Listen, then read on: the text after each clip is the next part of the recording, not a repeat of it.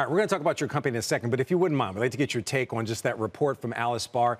I think the question a lot of people are asking, I'm not saying you're an expert on what's classified or not classified. Let's put that to the side. Sure. How secure is an app like Signal?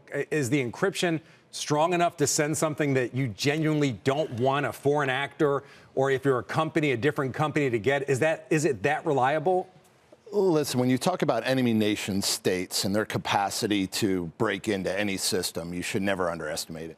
Signal is one of our most, reliable, capable messaging platforms. The encryption algorithm is very deep. It is used by a lot of security professionals because of that. But at the end of the day, end user error can break down anything, which is what we saw here. You add the wrong person into that, and all of a sudden a very encrypted thread is wide open. Very odd to use for something like this, but it is generally trusted by those of us in cybersecurity. You're talking about those of us in cybersecurity, and many. You're a cybersecurity professional, 30 years of experience. Would you send your company sensitive data through Signal to somebody else? I would prefer not to, though. Okay, I'll leave it there. Let's talk about your company. Your company is an enterprise browser company. What is that? Why can't an enterprise use a browser like anybody else? I mean, I go to Google. Why, if I work at, some big company, why can't I use a browser like Google or Ask Jeeves or Bing or one of these other ones? Yeah, maybe an analogy helps the most. If we go into that boardroom of that company, we're not going to find a kitchen table and chairs. We're going to find a boardroom table that has power in it and set different heights for the chairs. The same when we think about the browser.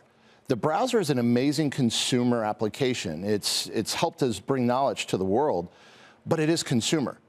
What we did is we took that browser you know and love that you're used to using and reimagined it for the enterprise. So how do we help the knowledge worker? How do we make their lives better? Instead of filling out your credit card data, how do we fill out the information you need in that call center? Then how do we deliver the IT stack in a more simple way, and then building cybersecurity directly into it? When you do all of that, it reduces the complexity cost of the environment immensely, and that's what's been driving our growth. So you're mentioning a lot about cybersecurity, but I want to talk about some of your investors. I'm talking about ServiceNow, Cisco, also Citi, kind of their venture capital arms have invested in you. Are they looking for cybersecurity? Is that why they're investing, or are there some other functions for a business that this enterprise browser can help them with or maybe even enhance? Yeah, so cybersecurity is a big part of it, but also the productivity improvements. We find ourselves revolutionizing how a call center works, how contractors integrate, how you can work from home on any device, how doctors can deliver on an iPad, things they used to have to go to lockdown machines for. That's what those organizations saw, was a way to modernize the future. And that's where we play a big role. We help small companies be great, and we help large companies modernize to this new world. All right, speaking of large companies, you just announced your latest funding round. Your valuation is now up to almost $5 billion. In previous years, a company like yours that have been itching to go public. Where are you at right now? What is the environment look like right now to IPO in your mind?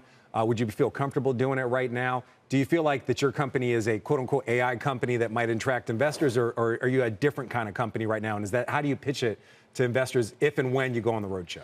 Yeah, listen, AI is a part of our existence, but we don't want to be an AI company. It didn't make us, it doesn't define us, but we do leverage it. What we're doing is we're a traditional software company, which means high margins, high growth. We provide real value and real ROI to the companies we work with. IPO is a target for us when it's right, when the markets are right. But right now is not right in your mind. Right now would be a little tricky. Why, though? I don't think you want to be first. And of the high growth, software companies, you probably would lead that. You want to do that when you're ready. And for us, we need to grow, we need to get stronger, more predictable. Then we can think about that process. Is the volatility one of the reasons why you don't want to IPO right now?